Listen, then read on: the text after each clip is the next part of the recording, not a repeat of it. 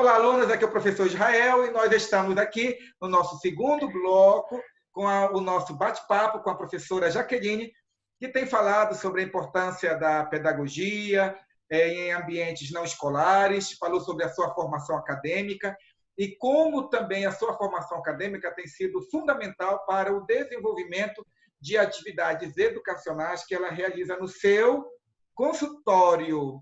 Aí eu pergunto para a professora Jaqueline, é consultório mesmo, podemos dizer assim, ou é um espaço educativo, é um espaço de ensino? Como é que você vê essas nomenclaturas, como é que você vê o espaço no qual você trabalha? E, juntamente com essa pergunta, você vai notando aí, eu gostaria gostaria de solicitar a você que faça para nós uma apresentação do que é o espaço físico do psicopedagogo. Como ele trabalha, como é que ele deve organizar, qual a importância da organização, se existe alguma estratégia, alguns princípios norteadores para se organizar um espaço para atender crianças e adultos. Certo. Esse era o próximo tópico, você adivinhou?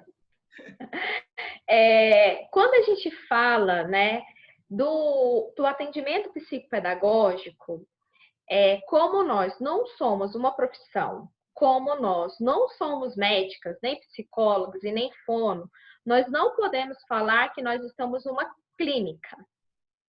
Porque quem trabalha numa clínica são profissionais da saúde.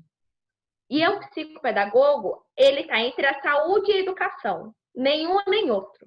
Então, a gente não pode falar que isso aqui é uma clínica. A gente fala que é um espaço de atendimento psicopedagógico, né? Apesar de que a gente vai encontrar, e a grande maioria das psicopedagogas trabalham dentro de uma clínica. Aí, ela pode ter essa permissão para falar que eu atendo na clínica. Mas o espaço dela não é uma clínica. Aquilo lá é só um lugar que está constituído. Mas eu, como psicopedagoga, não posso falar que atendo na clínica. Tanto é que eu vou até mostrar um pouquinho aqui para vocês que eu estou aqui no meu espaço. Eu chamo o meu de espaço. E o meu espaço não é dentro de uma clínica. Existem os seus pós e os contras. Eu vejo mais pós em trabalhar dentro de uma clínica.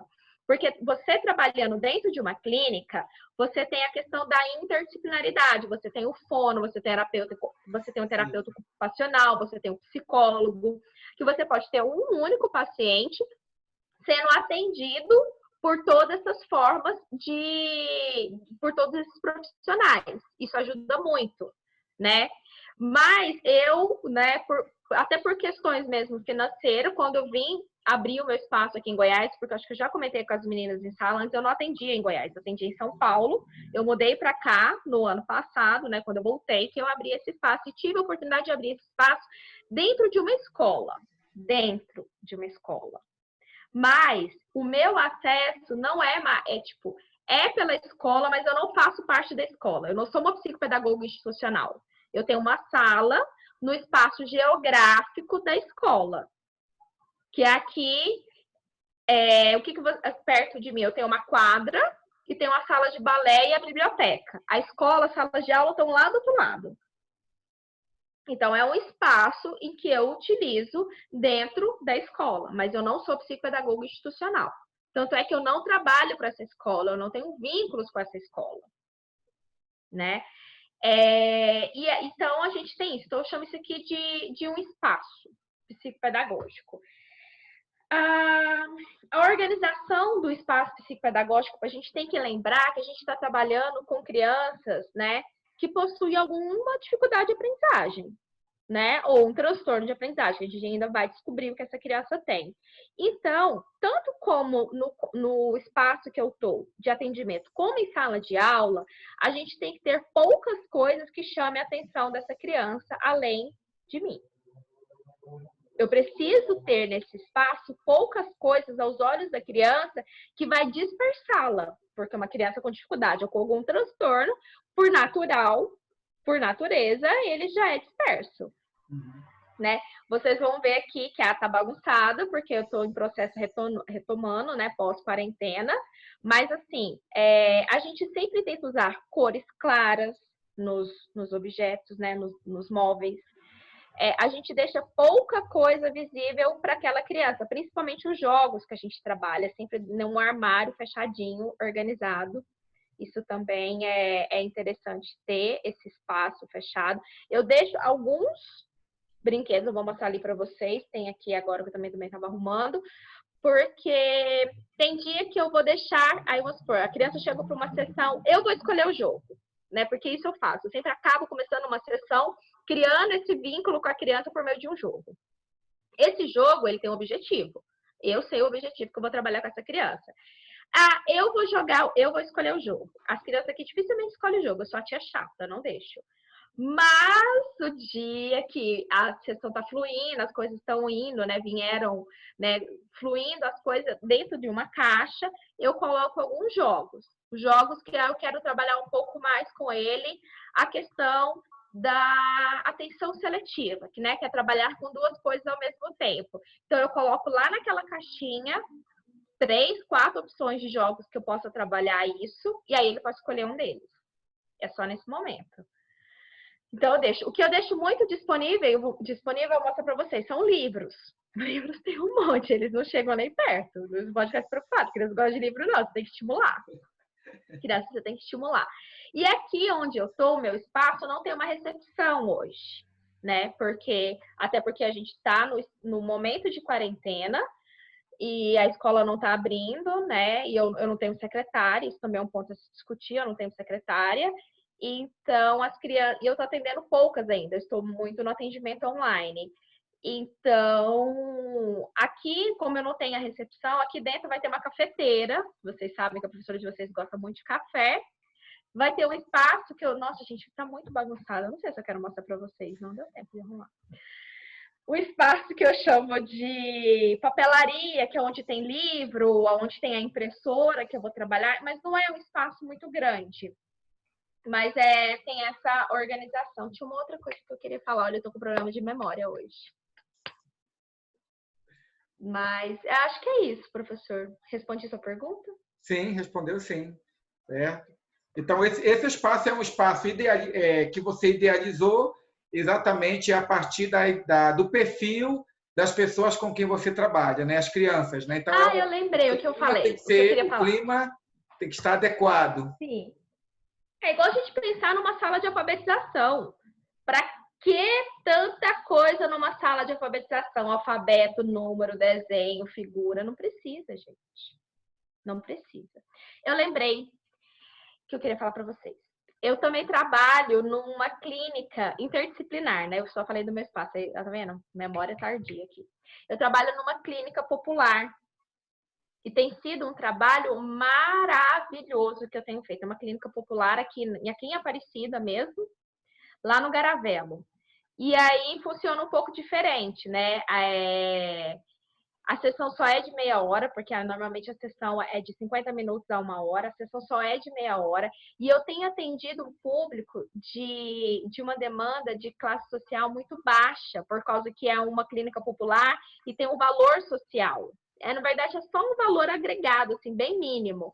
Tem sido uma experiência muito, muito bacana. E lá eu trabalho de modo interdisciplinar. Lá eu tenho psicólogo, lá eu tenho neuro, lá eu tenho pediatra, né? Tem dia, semana passada, a criança chegou, tô terminando a avaliação, e a mãe falou assim: eu não tô dando esse remédio porque ele tá com alergia do remédio. E a criança precisa do remédio para ter um monte de funções funcionando nele.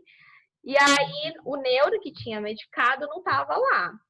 Mas aí tinha o pediatra, né? O pediatra não podia fazer muita coisa, mas ele já ajudou aquela mãe naquele contexto que precisava ou pensar no outro medicamento, até ter o contato com o neuro, né? Então, assim, trabalhar, né, nessa clínica interdisciplinar é muito bom por isso. Lembrei, era isso. Ótimo. Certo. Eu quero, como o pessoal está um pouco silente por enquanto, eu gostaria de fazer uma pergunta para você. Dentro dos casos que você trabalhou, você poderia elencar assim, um caso em específico que você acompanhou e você viu todo o processo inicial, né, o desenvolvimento e depois o resultado final lá, como resultado positivo dentro de um acompanhamento que você fez? E que se dentro da ética, lógico, dentro da ética do trabalho, seria possível você compartilhar conosco para vermos assim o funcionamento na prática daquilo que se coloca os conceitos, né, teóricos diante de uma realidade? Na verdade, foi um dos meus primeiros casos, né? E ele caiu no meu colo. Caiu e eu tive que aprender junto com ele, né?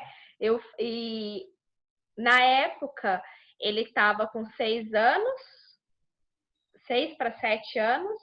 Hoje ele já está com 16, né, professor de matemática? 7 mais 8? 15.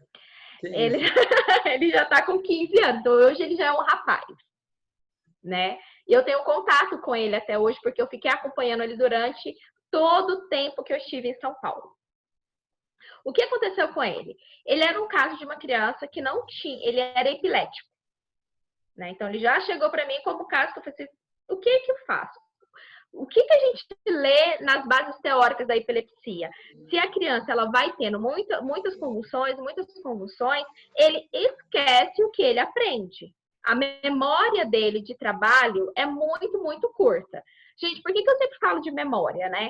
Porque a gente tem a memória de longo prazo, que é aquilo que a gente sabe, que já é automatizado na nossa vida, ou coisas que a gente consegue lembrar com muita facilidade.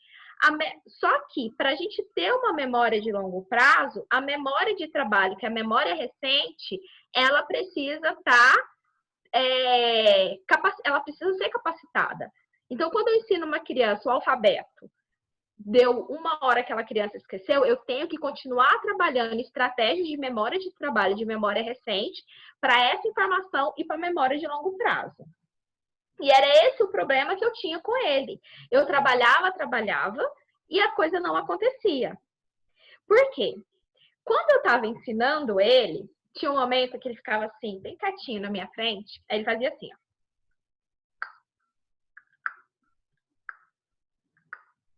Aí eu, chamava ele, né, para ele voltar.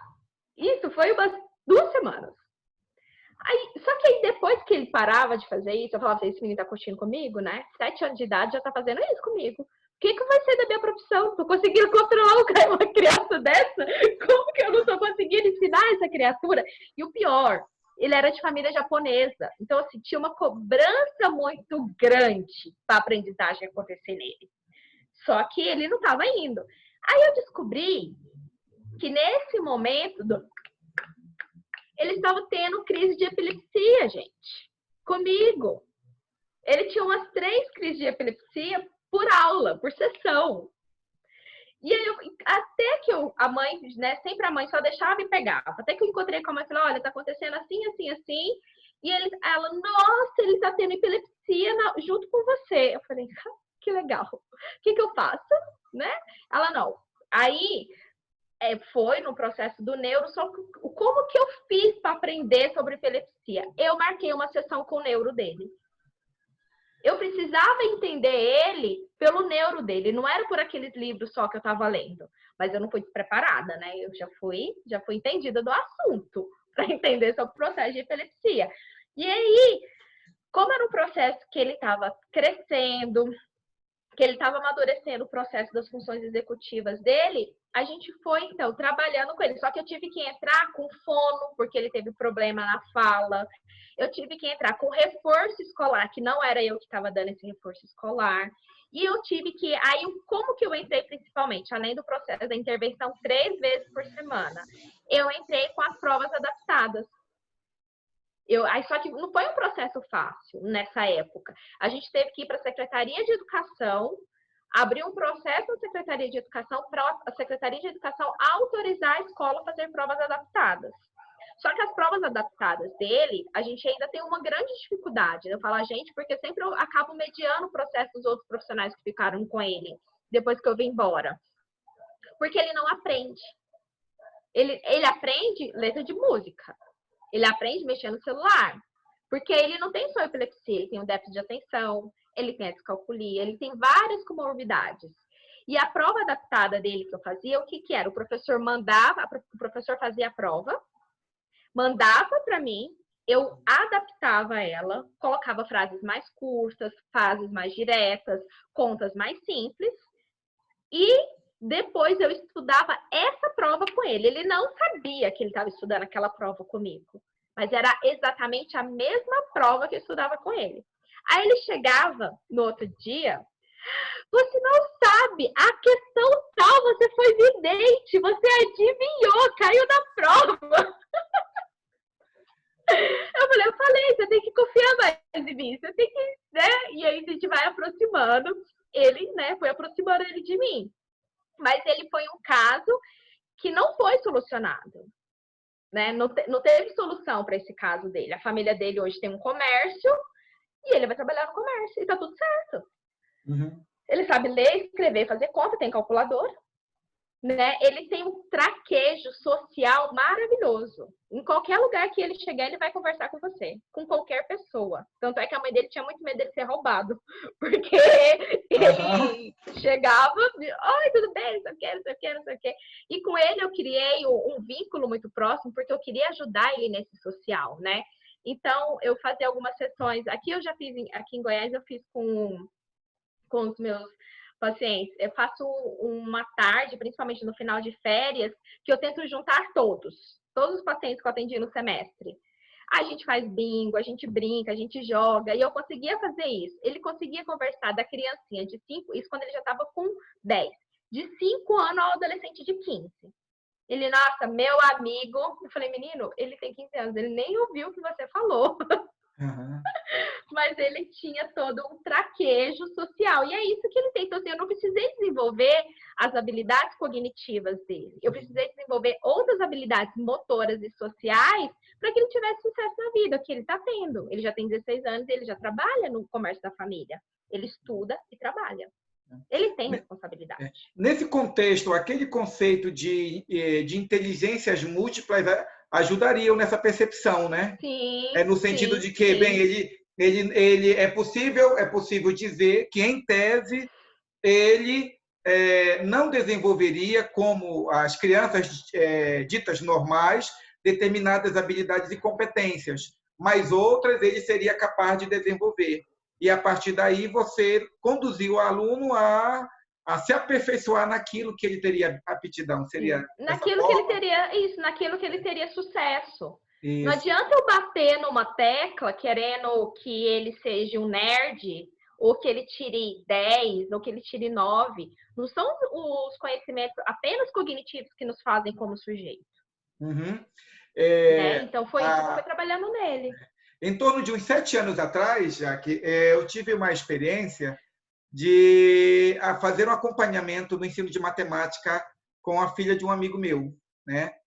E dentro desse processo de ensino, de acompanhamento, certo? Eu percebi que aquela adolescente tinha grande dificuldade em matemática. Enquanto eu estava explicando, ela sabia tudo, certo? E fazia bem. Foi só eu sair e tomar um copo com água que tudo era literalmente como que apagado. Mas ela tinha a oralidade extremamente desenvolvida, o senso crítico extremamente desenvolvido, certo? O sistema educacional, nesse sentido, foi parceiro da família, entendendo as características próprias dessa criança que se tornou adolescente jovem, certo? E, ao final do ensino médio, ela fez o curso de psicologia, certo? E no que toca às habilidades necessárias para o psicólogo, que é a leitura, que é a pesquisa, que é o bom desenvolvimento da oralidade, né, para dialogar com o outro, para entender o outro, essas habilidades elas possuíam, né? E podemos assim dizer, até demais, né? Até demais. Certo? E aí vai aquilo que nós falamos anteriormente, né? Quando você tem o conhecimento teórico de outras áreas, né? Essas outras áreas elas ajudam você dentro da assistência, dentro do atendimento que você tem no espaço educativo, né? Qual você trata com essas crianças, né? Exatamente. Isso é extremamente importante. Por isso que nós somos múltiplos também. Uhum. Exatamente. Meninas, alunas, quero fazer uma pergunta para vocês, a Eliane, a Daiane. Vocês têm alguma pergunta para fazer para a professora Jaqueline? A gente tem uma pergunta. Vocês têm uma pergunta? Exatamente, é isso aí. Vocês gostam de compartilhar, participar, fazer uma pergunta para a professora? Abrimos espaço para vocês, gente. Não, por mim tá tranquilo. Eu acho que foi bem válido, bem autoexplicativo esse processo do psicopedagogo no ambiente não escolar. Ótimo. Obrigada, Daiane. A Luciana Oliveira tem alguma participação? Gostaria de fazer alguma pergunta para a professora Jaqueline? Vou fazer chamada, vamos lá. Não, para mim tá ok, professora, tudo bem explicado, tá ótimo. A parte aí que você comentou, falou, você já havia falado em suas aulas, né, para nós. Eu estava até Sempre, relembrando né? das suas Eu sempre falas. trago a psicopedagogia para dentro de qualquer disciplina. Então, muito bom, Jaqueline, tá ótimo, professora. Obrigada. Oi. só nos conta rapidinho por que você não trabalha mais com autistas? Na verdade, eu nunca trabalhei, porque aí foi uma escolha teórica. Eu preciso fazer, quando eu entro na psicopedagogia, isso é legal, Daiane. Quando eu entro na psicopedagogia, a gente tem um leque de problemas, de coisas para estudar, igual a pedagogia. Só que eu preciso ser especialista em alguma coisa. E aí, eu escolhi não ser especialista em autismo. Eu trabalho muito com crianças com déficit de atenção, com dislexia e com descalculia. Então, assim, é a vertente que eu escolhi para trabalhar. São as teorias que eu estudo, são os problemas que eu tento resolver.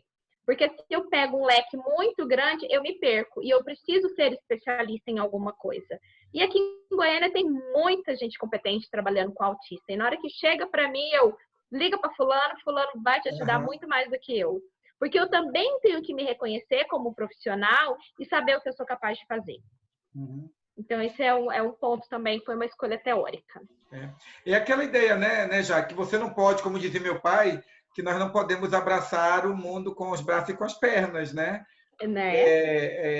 Nós que trabalhamos na área da educação e escolhemos esse nicho de atividade, né, profissional por desenvolver, é preciso que nós tenhamos um foco, né, e sermos reconhecidos porque fazemos bem aquilo que nós nos dedicamos por estudar. Certo? Então, nós sabemos que são muitas as demandas, as dificuldades de aprendizagem, das mais variadas naturezas, né? Como você falou, seja no aspecto físico, como também circunstancial, certo? Relacionado à questão da cultura e assim por diante. E a pessoa, para poder oferecer um bom trabalho e contribuir efetivamente para a melhoria de determinados quadros de aprendizagem, a pessoa tem que ser perita naquilo. Né? E isso demanda estudo, tempo, pesquisa, né? Observação, análise, né? Trabalhar especificamente com aquela categoria de dificuldades. E quando chegavam assim, crianças para eu poder fazer avaliação, e eu ficava assim, parece que ele não entrava em nenhuma daquelas coisas que eu sabia muito bem. Aí quando eu vou falar com o pai, né, entregar um relatório para o pai, eu não falo, seu filho tem isso. Eu falo, pelos testes que eu fiz, eu levanto tal hipótese. E aí, quando eu levantava a hipótese de autismo, eu falava assim, olha, eu levanto a hipótese tal de um neuro, né, um pai ouvir que o filho é autista, gente, é muito difícil. Então, a gente não fala. A gente já encaminha para um neuro, fala, olha, vai para o neuro vai poder explicar melhor para você, assim, assim, assim. E eu indico uma psicopedagoga, aí eu já sou muito clara. Indico tal profissional. Pode falar. As escolas, assim, no modo geral, ela reage bem à intervenção do psicopedagogo? Olha, pela minha experiência, sim, né? Aqui em Goiás, as escolas recebem nós psicopedagogos com os braços muito abertos, porque eles querem essa ajuda.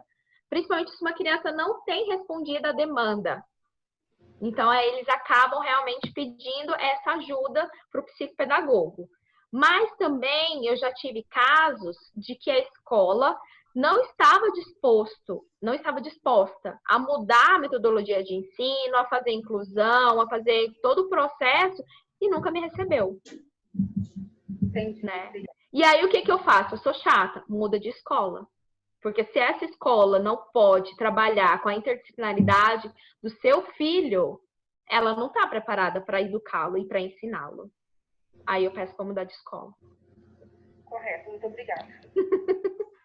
Eu sou a chata. Nada. Então, professora, e assim, quando a pedagoga está com os alunos e percebe que aquele aluno tem alguma deficiência, alguma coisa, e a escola não tem um psicopedagogo, como essa pedagoga deve agir? Quais procedimentos? Eu, assim, como pedagoga, eu acho que nós, em sala de aula, temos que usar todas as metodologias possíveis para ensinar uma criança. E aí, em questão de tempo, eu não sei falar para você quanto tempo isso vai demorar, né? Mas a partir do momento que você percebe que você usou 3, 4, 5, 6 metodologias, essa criança não desenvolve, essa criança não aprende, né? Aí você, né, com certeza a sua coordenadora já está sabendo do seu processo, a sua diretora também já está sabendo. E aí é o momento que você chama os pais e fala, olha, nós estamos percebendo assim, assim, assim, assim, no fulaninho, ele não está tendo desenvolvimento. Ele está com algum problema em casa? Primeiro você pergunta em casa. Ele tá dormindo bem, ele tá comendo bem, nasceu algum irmãozinho, morreu alguém, né? Delicadamente. Você vai perguntando esse aspecto familiar. Não, tá tudo bem, tá tudo bem, tá tudo bem, tá tudo bem. Então, a escola precisa de uma ajuda externa. Então, a escola precisa de uma avaliação para a gente ver se é só isso mesmo que ele tem, é só o processo de maturação dele ou a gente vai precisar mais. Também é importante isso. Professora Jaqueline, assim, a gente como professor, né? A gente pode afirmar com certeza que tal aluno, ele pode ser disléxico? Mãe, parei um pouco. Ou sim, ele é disléxico ou não? Nós? Isso. Não, nós não podemos. Não. A gente levanta pistas, levanta as hipóteses que essa criança pode ser dislexa. E aí faz um relatório e só um médico pode dar um laudo. Um médico ou um neuropsicólogo, né? Na verdade, são médicos, só um neurologista ou psiquiatra. Muito obrigada. Né? Porque laudo quem dá é médico. E aí que está, veja, a discussão a respeito do reconhecimento do psicopedagogo como um profissional, né? Possivelmente, a partir desse reconhecimento, até da psicopedagogia como ciência, né? Poderia, quer dizer, mais lá na frente, a psicopedagogia como ciência que se utiliza de outras ciências para problematizar um objeto específico de pesquisa, a partir desses parâmetros, desses elementos, o psicopedagogo lá na frente poderia, né, tentando imaginar aqui, né, um quadro positivo, ele reconhecido como sendo expert na área, tendo o conhecimento teórico dentro da questão da fonoaudiologia, da neurociência e assim por diante, ter o direito legal de emitir um laudo a respeito de uma situação, né? Mas como não tem esse reconhecimento, né? Então tem que delegar a responsabilidade para outros. Isso acontece na Argentina e na Europa. Porque a psicopedagogia lá não é pós-graduação, é uma graduação de 5 anos. Nossa. Uhum. Aqui no Brasil a gente tem 3 instituições, uma no Pará, que é federal,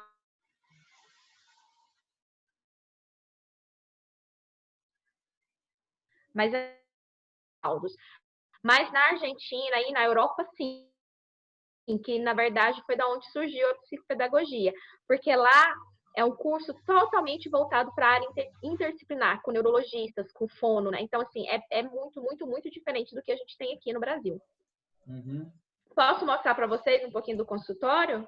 Do consultório, não, da sala, né? Olha aí. Olha a gafe. Olha a gafe. Vou andar aqui um pouquinho, gente. A sala que eu tô... Deixa eu só tirar um negócio aqui para disfarçar a bagunça. Tá maquiando a realidade. Olha só, gente. A sala, aí a gente vai entrando no espaço que eu organizei aqui, que seria a papelaria, né?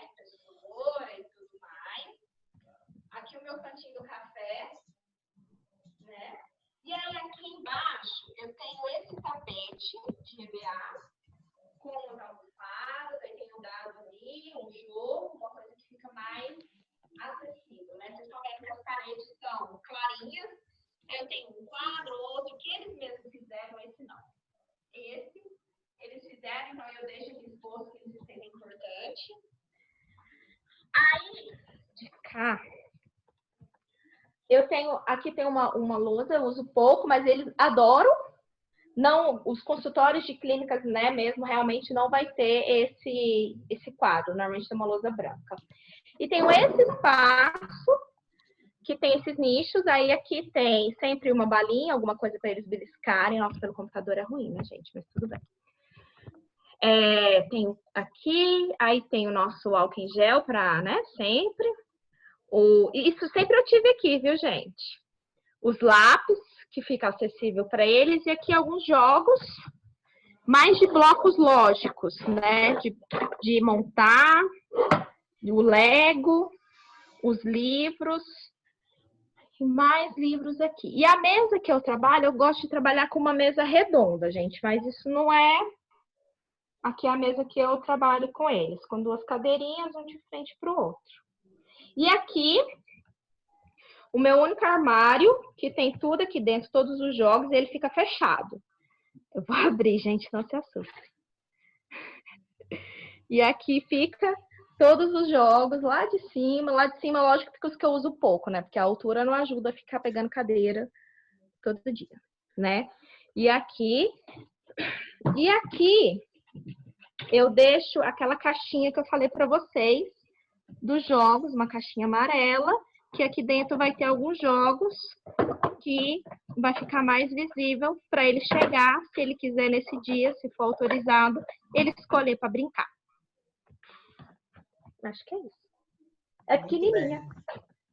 Muito bem. Eu gostaria de agradecer a professora Jaqueline pelo convite aceito para estar conosco, certo? Esses 2 momentos de diálogo para conhecer um pouco mais a pedagogia em ambientes não escolares, né? Para termos, pelo menos, vislumbrar uma ideia e ver a importância da formação da graduação, preparando para uma pós-graduação dentro dessa área e, ao mesmo tempo, ver o dia a dia, o que é trabalhar com essas crianças, o ambiente, né? Preparar o ambiente, preparar-se também para esse ambiente, para atender essas crianças, que são pessoas que necessitam da qualificação desse pedagogo que vai investir a vida para cuidar de crianças que geralmente não são visibilizadas pelo sistema educacional. Quero deixar aqui uma parte da palavra para a Jaqueline, para dar uma palavra geral aí para a turma. Tá bom, Jaqueline? Meninas, quero agradecer você, professor Israel, pelo convite. Foi um prazer poder estar aqui dividindo com elas a minha experiência